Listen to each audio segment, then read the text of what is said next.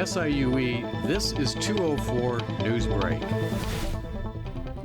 Hello and welcome to 204 News Break. I'm Kylie. And I'm Kayla. We'll have news from around the world and here on campus of Southern Illinois University Edwardsville in just a minute. But first, let's check in with Cyrus in the current weather center to see how our weather's looking. Low pressure is moving into the St. Louis area, and when this combines with moisture from the Gulf of Mexico, that can only mean one thing for us. Rain is on the way. More weather news coming in a few minutes. Thanks. Our top story, a warning tonight from the State Department for Americans around the world. Officials say U.S. citizens need to be careful as tensions surrounding the war in Iran continue to increase. Officials say Americans could be threatened as the conflict intensifies. President Trump has issued an ultimatum to Iran to open up key shipping routes in the Persian Gulf. The war is raising concerns about global security, oil prices, and access to energy supplies. Meanwhile, Russia has launched one of the biggest drone attacks, hitting cities across Ukraine. Nearly 1,000 drones were used, targeting civilian areas and vital infrastructure. Ukrainian military officials reported damage to energy facilities and expressed concerns about power outages. The war in Ukraine is now entering its fifth year with no end in sight. For news closer to home, let's go into the field now for a special 204 News Report. The third global No Kings protest recently took place, and locals to the southern Illinois area rallied together to protest the current government administration. On March 28, 2026, residents gathered at the Lincoln Douglas statue in downtown Alton. Many different walks of life were present, all there for the same reason, to demand change.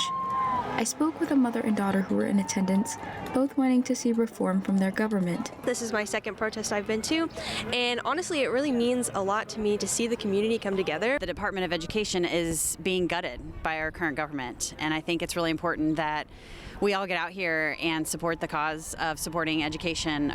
For many, the No Kings protest was the first public protest they'd ever been a part of, finding this opportunity to be the right place and the right time to fight the system. You know, I was too young to stand up for it during the civil rights movement, so now is our time to do the right thing. The protesting doesn't end here, though.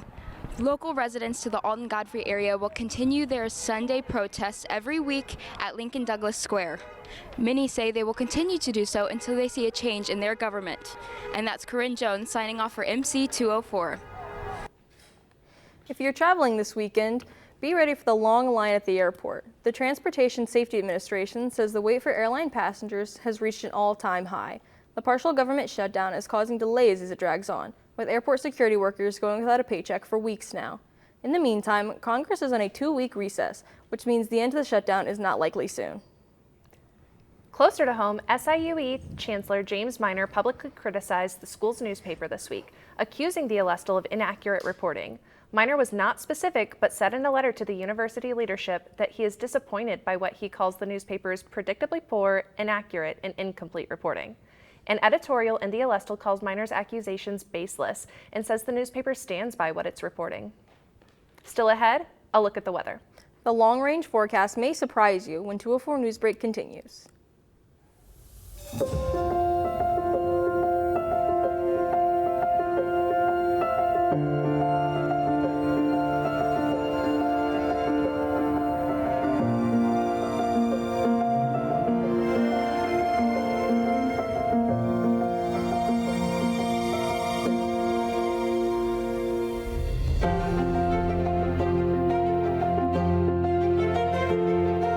Boss Burger, eat like a boss.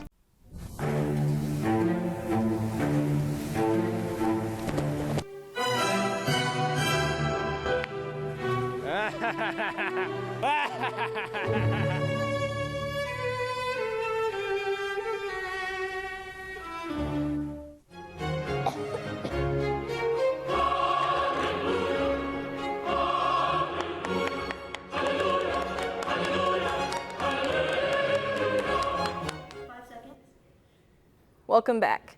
After a warm fall in the Midwest, weather forecasters say we might have more of the same this winter. To find out, let's go to the Weather Center where Cyrus has the details. Looks like we need to get ready for an unusual winter. And by that, I mean unusually warm and rainy. Experts at the National Oceanic and Atmospheric Administration anticipate a less severe winter with reduced snowfall and increased rainfall in most of the U.S.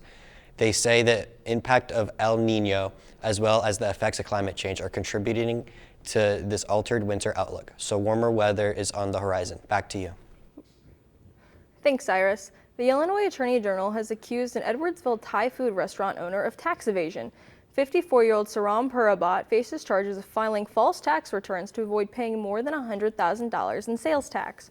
Purabat, who owns the popular Zap Thai restaurant, was indicted on 2 counts of theft of government property, in addition to 35 counts of filing false tax returns. Golfer Tiger Woods is also facing charges this week after a rollover crash near his Florida home. Police say Woods was attempting to pass a truck in a narrow road when his vehicle flipped.